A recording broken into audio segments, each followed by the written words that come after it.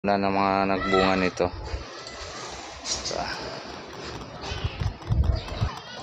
So ito naman mga mig, no, amigo-amiga, ang sitaw niya. Kunti lang kasi tinanim niya, pula pala yung kanyang sitaw dito.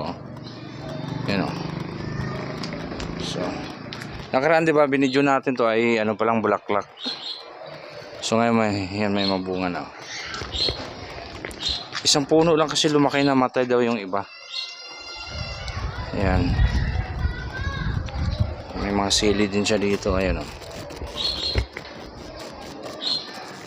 So dito naman sa kabila, di ba, yung kanyang ano, kalamansi. So ayan. Squash daw yan, oh. Patula. Nilipat ko yan dyan.